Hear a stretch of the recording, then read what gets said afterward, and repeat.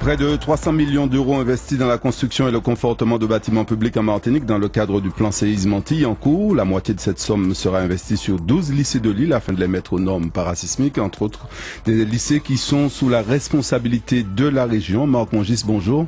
Oui, bonjour. Alors, vous êtes le directeur général adjoint des services techniques de la collectivité régionale, plus précisément en charge des bâtiments, travaux publics, aménagement durable, cohésion territoriale. Ça fait beaucoup pour un seul homme, hein. Nous essayons de nous répartir la tâche et donc il y a plusieurs directeurs qui m'assistent avec le service. Alors, vous menez de front cette mise aux normes des 12 lycées dont on a parlé ou bien ça se fait doucement mais sûrement? Alors, nous avons déjà eu l'occasion d'avoir des diagnostics, des pré-diagnostics de l'état de nos bâtiments. Et ce qui est en cours en ce moment, c'est vraiment les actions de renforcement, c'est-à-dire nous faisons les études de maîtrise d'œuvre qui permettent de faire ces travaux de renforcement. Nous avons d'ailleurs commencé avec le lycée de Trinité, puisque l'équipe de maîtrise d'œuvre commence à travailler dès aujourd'hui. Et un calendrier pour faire ça, c'est un énorme travail. Alors, pour aller jusqu'au bout. Effectivement, c'est une course contre la montre, puisque nous savons que la probabilité d'avoir un séisme important est très très forte. Donc nous faisons le maximum dans le meilleur délai, c'est-à-dire dans les 5 à 10 ans à venir, nous essaierons de réduire très significativement la résistance de nos bâtiments au séisme. En espérant qu'il n'y ait pas un gros séisme entre-temps. On ne peut pas prédire ces phénomènes, on peut simplement les prévoir. Donc nous anticipons et nous lançons tous ces renforcements. Et au niveau des lycées, là pour l'instant, il n'y a que le 9 qui soit totalement, on va dire, aux normes parasismiques? Dans les bâtiments existants, beaucoup se comportent relativement bien. Ceux qui ne se comportent pas bien ont déjà plus ou moins été repérés, soit pour des questions de structure, de sol ou de qualité de matériaux. Nous avons déjà cette année, en juillet-août 2012, procédé à la démolition de 2 bâtiments sur la cité scolaire de Trinité et également le centre AFPA de Trinité. Et là, quand il faut conforter, il y a des difficultés particulières. Qu'est-ce qu'on fait? Comme vous dites, on démolit, on reconstruit les bâtiments qui ne pourraient pas résister? Nous essayons de trouver le meilleur compromis pour le renforcement et le mettre en œuvre même pendant le fonctionnement des établissements. Alors, vous faites appel à des compétences. Il faut faire appel à des compétences extérieures pour ça ou il y a tout le savoir-faire sur place? En Martinique, nous avons des maîtres d'œuvre, des bureaux d'études, des architectes formés qui ont la capacité à faire ces calculs pour pouvoir réduire la vulnérabilité sismique des bâtiments. Alors, à part les lycées, la collectivité qui vous emploie doit aussi être vigilante sur d'autres infrastructures, par exemple le TCSP, mais il y a d'autres bâtiments, là. Effectivement, mis à part les 150 millions d'euros que la région va réaliser sur les 12 lycées dans les 5 années qui viennent, nous travaillons également sur le renforcement parasismique de nos ouvrages d'art. Et nous avons un marché de maîtrise d'œuvre pour le diagnostic de ces ouvrages et pouvoir déterminer les meilleurs moyens de les conforter. Là aussi, ça fait beaucoup de travail, de gros investissements. Ce sont des investissements nécessaires pour mettre en sécurité notre population.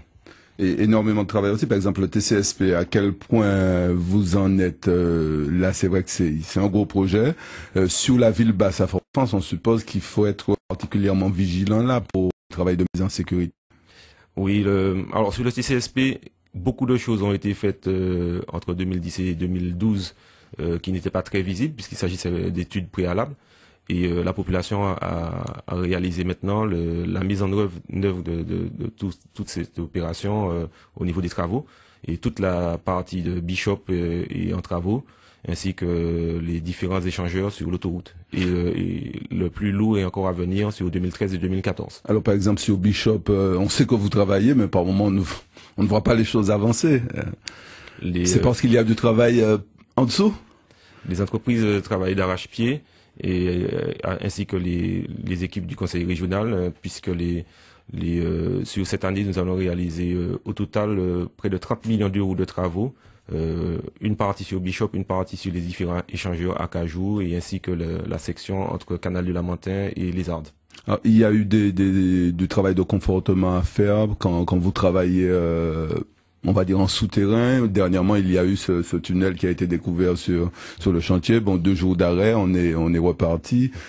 Effectivement, vous avez des surprises? Ce sont les surprises les plus gênantes sont les réseaux non repérés, puisque parfois nous devons ouvrir la voie pendant la nuit et la refermer avant le matin. Donc lorsque nous découvrons en pleine nuit certains réseaux, ça nous cause quelques difficultés. Mais sinon le renforcement proprement dit s'effectue sur les murs de soutènement, puisque nous construisons des murs au niveau du bassin Radoub et au niveau du début de l'avenue Maurice Bishop. Avec une technicité particulière, on sait que Fort-de-France a été construit sur une zone marécageuse. Là, on a l'impression qu'on n'est pas sur du rock, mais ce sont quand même avec les années, des difficultés maîtrisées, en tout cas, puisque les entreprises et les bureaux d'études qui travaillent dessus maîtrisent en tout cas les techniques à mettre en place sur ce tronçon. Alors, sur tout chantier, il y a un travail de sondage obligatoire maintenant, mais est-ce qu'il manque des outils en Martinique pour être plus efficace et gommer au maximum les risques? Par exemple, est-ce qu'il y a une cartographie précise des sous-sols sur les failles sismiques, sur les nappes d'eau, Est-ce qu'on a cet outil-là en main? Ou c'est encore à faire? Nous avons quand même des cartes qui permettent de connaître la répartition globale de toutes ces difficultés au niveau géotechnique notamment.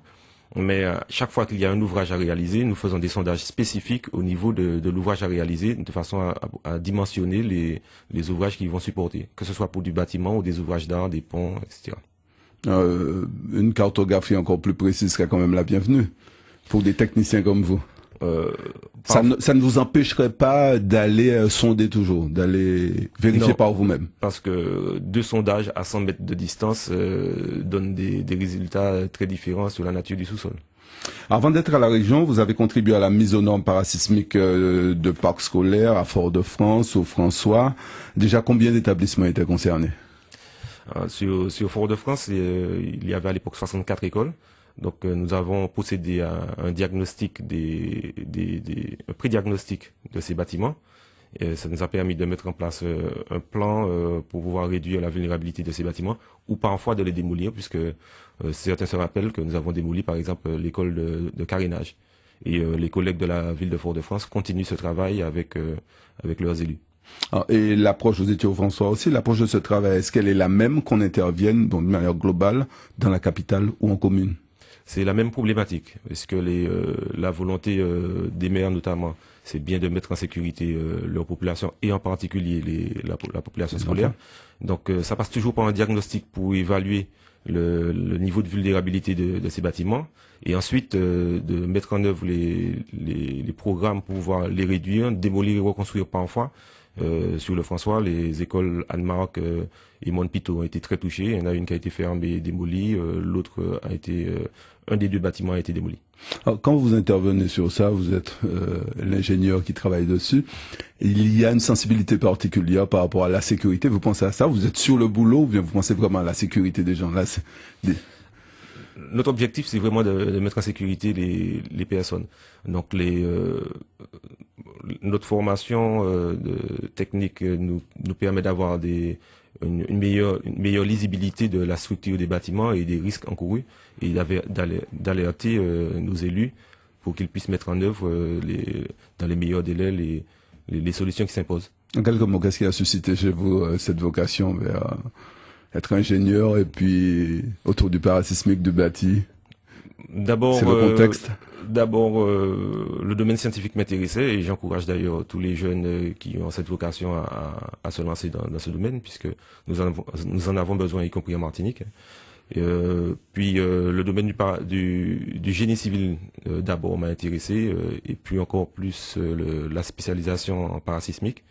Et c'est vraiment notre contexte quotidien en Martinique. Donc effectivement, c'est une vocation qui est venue naturellement. Voilà. Alors aujourd'hui, avec le plan séisme, les choses avancent bien chez nous, mais est-ce qu'à un moment donné, puisque vous êtes dans le métier depuis 90, est-ce que les techniciens, les gens qui ont une expertise comme vous, ont eu des difficultés à convaincre les décideurs? Les décideurs ont quand même été très conscients du problème. À la fois, déjà, il y a eu une évolution réglementaire puisqu'on est passé des PS 92 aux zéro-conduite. Les phénomènes naturels qui se sont produits dans le monde et en particulier en Martinique en 2007 ont permis de prendre conscience de ce phénomène. Et c'est pour ça que, notamment à la région, le président du conseil régional a transformé une des commissions qui était une commission ad hoc, risque majeur, en commission sectorielle, c'est-à-dire une commission qui a une possibilité d'action beaucoup plus forte, et pas que pour les risques sismiques. Marc Ongis, merci d'être passé nous voir. Merci à vous. Puis, dernier mot, une pensée pour Thierry Dole, qui est également un ingénieur martiniquais.